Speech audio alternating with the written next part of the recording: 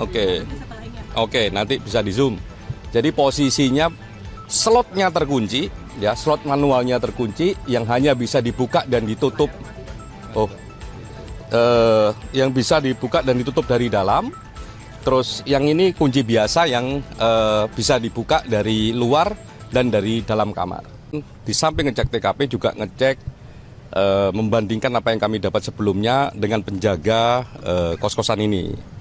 Lah, satu, yang paling penting kami ngecek soal CCTV.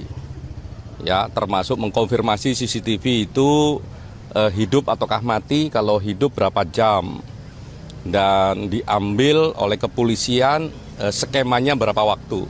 Dijelasin cukup baik, cukup detail, bahkan ditarik ke belakangnya sangat banyak. Dan itu sangat cukup dan sangat baik. Yang berikutnya kami juga ngecek posisi kondisi kamar. Ya, kami ngecek kondisi kamar, kami lihat semua bagaimana bentuknya, kami cek plafonnya, kami cek saluran airnya, kami juga cek kasur. Dan yang nggak kalah penting adalah kami cek posisi kunci. Lah, posisi kunci ini jadi sangat krusial di situ. Lah, kami cek secara fisik dan kami konfirmasi kepada penjaga kos-kosan ini. Karena beliaulah yang membuka pertama kali, terus kami minta untuk diperagakan posisi kuncinya. Jadi ada dua kunci yang memang terpasang di pintunya, bisa dibuka dari luar maupun dari dalam. Ya, terus kunci yang memang ada di dalam yang bentuknya slot, yang itu hanya bisa dibuka atau dikunci dari dalam. Lah, saya nanya ini posisi kunci yang slot, terutama yang slot ya, yang hanya bisa dibuka dan ditutup dari dari dalam, itu posisinya terkunci.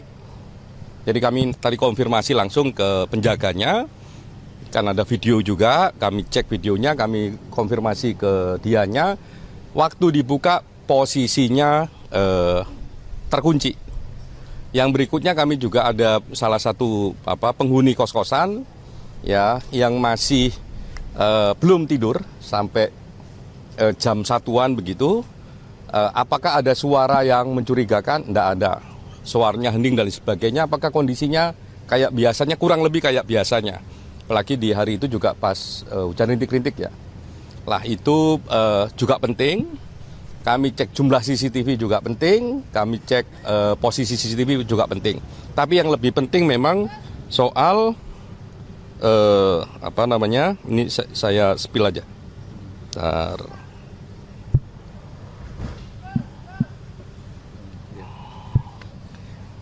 Lah, ini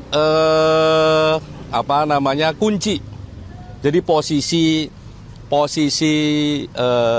pertama kali sebelum pintu dibuka kayak begini. Nanti bisa difoto. Oke, nanti bisa di zoom.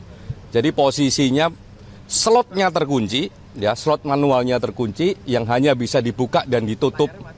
Oh, yang bisa dibuka dan ditutup dari dalam.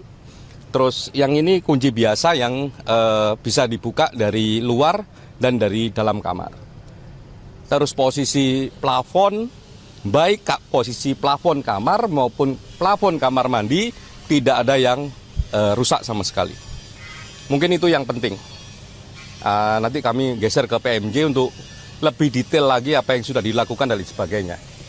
Oke? Ada CCTV yang hilang nggak, Pak? Ada CCTV yang hilang nggak, Pak? Jumlah CCTV sebelum peristiwa sampai peristiwa jumlahnya sama.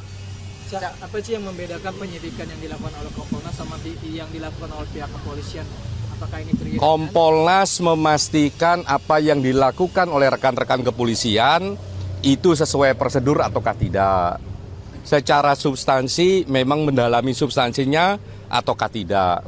Lah, menuju ke sana kami memang ngecek dulu. Makanya kami pertama kali datang ke keluarga. Kemarin kami datang ke keluarga, ketemu langsung dengan keluarga, ketemu langsung dengan istri, banyak hal yang kami dapatkan. Tahap berikutnya kami datang ke TKP untuk juga ngecek sebenarnya TKP-nya bagaimana. Dengan dua modalitas itulah nanti kami ketemu sama PMJ, Polda Metro Jaya untuk mendalami apa yang sudah dilakukan, apa yang sudah didapatkan, dan prosedurnya baik ataukah tidak. Karena ini kan Kompolnas. Jadi itu. Jadi kami ingin melapis gitu ya. Kan kalau kayak begini kan kami bisa nanya nanti kalau dijelaskan sama Polda Metro Jaya. Ini CCTV diambil dari titik yang mana? Ini CCTV-nya jumlahnya berapa? Durasinya yang diambil kapan saja dan sebagainya. Termasuk juga apakah dicek semua ruang dan model yang terjadi di kamar, ya, plafonnya, jenis kunci dan sebagainya. Termasuk apa saja yang ditemukan di dalam kamar ketika peristiwa itu berlangsung. Kami juga cek, termasuk kalau teman-teman lihat di CCTV yang sudah beredar, bahwa kresek, tapi tadi kami juga mengkonfirmasi ke Pak Penjaga, betul itu bahwa kresek dan sebagainya. Kami sebenarnya tahu sedikit banyak apa isi kreseknya, tapi nanti kami dalami di Polda Metro. Dari keluarga ini informasi barunya apa, Cak? Berkomunikasi sama Kemlu tentang track record dari ADP ini. Kami fokus dulu pada fakta yang terjadi pada struktur peristiwa yang paling dekat. Struktur peristiwa yang paling dekat adalah di sini dan keluarganya, belum kemana-mana. Dugaan paling kuat nanti kita tunggu hasil pendekatan ilmiah dari teman-teman kepolisian, karena itu yang paling objektif. Jadi nanti kita cek apakah visumnya selesai ataukah tidak, otopsinya selesai ataukah tidak, kalau belum selesai kapan, terus otopsinya ini jenisnya apa, atau otopsi biasa, ataukah ada otopsi yang memang spesifik untuk menentukan sesuatu di dalam pertubuhan korban. Alasan pemeriksaan dipanjang jadi 7 hari ke depan lagi apa, Pak? Gimana? Alasan pemeriksaan dimaju jadi 7 hari ke depan lagi. Kan janjinya seminggu terus diperpanjang lagi. Saya kira problem utama adalah karena ini pendekatan saintifik ya, bisa jadi memang hasil otopsinya belum kelar. Karena semakin spesifik otopsi, semakin lama waktu membutuhkannya. Pengalaman saya misalnya di beberapa kasus, bahkan ada yang sampai 3 bulan, ada yang 2 bulan. Ya, untuk menentukan apa yang terjadi, terutama di titik mana kematian itu terjadi, apakah kekurangan oksigen, ataukah karena yang lain misalnya begitu, itu bisa dicek di otopsi, dan itu ya kalau kita sampai spesifik kayak begitu ya membutuhkan waktu berbeda dengan otopsi yang biasa. Tadi kan dari keluarga di Jogja sama penjaga kos ya, dari keterangan polisi bahwa penjaga kos ngecek atas perintah dari istri korban.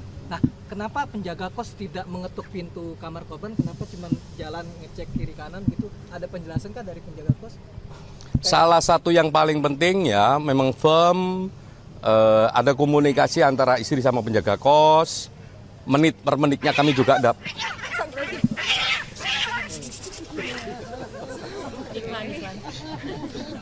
Kucingnya mau ikut preskon. mau ikut doorstop tadi di dalam soalnya ada dia. Oh, nonton. Enggak.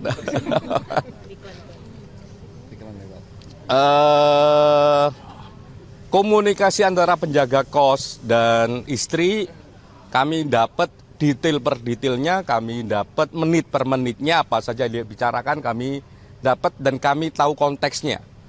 Jadi kalau tadi misalnya kenapa kok nggak langsung ketok pintu dan sebagainya, kami jelasin konteksnya, termasuk kami juga membaca WA-nya. Cak, kan sudah berbicara dengan pihak keluarga, kira-kira apa sih informasi baru yang dari Kompolnas dapatkan, dan apakah ada keterangan dari keluarga bahwa sebelum tewas korban ini ada bertemu dengan orang atau seperti apa? Dan yang kami dapatkan adalah struktur cerita tidak hanya pas hari H tapi sebelum hari H. Itu yang baru. Termasuk barang yang tidak hanya pas hari H, setelah hari H juga kami dapat. Itu barang barunya. sebelum tewas itu dia sempat bertemu pihak apa gimana, Cak? Detail-detailnya nanti penyidik lah yang akan menjelaskan. keluarga kan katanya sudah dapat hasil visum. Kemarin di Bantul itu keluarga membeberkan hasil visumnya nggak, Cak? Kami mendapatkan semua informasi terkait peristiwa ini dari keluarga, sangat baik, sangat komprehensif. Semoga kalau belum ada yang disampaikan ke kami bisa disusulkan. Tapi dari interaksi kemarin itu cukup detail, dan kami udah cek juga ke beberapa sumber ya. Terus nanti kami akan cek itu ke Polda Metro gimana ini, apa perkembangannya. Sendiri udah ketemu sama pihak ini belum, Kementerian Luar Negeri? Kami fokus pada titik peristiwa yang paling dekat. Titik peristiwa paling dekat adalah keluarga dan TKP ini. Nanti kami akan lihat struktur peristiwanya. Kalau struktur peristiwanya memang mengharuskan kami ketemu sama Departemen Luar Negeri, ya kami akan cek ke sana. Tapi kan pokoknya adalah keluarga, TKP, dan PM Jaya Pelaga ini kan Kompolnas, bukan Komnas HAM.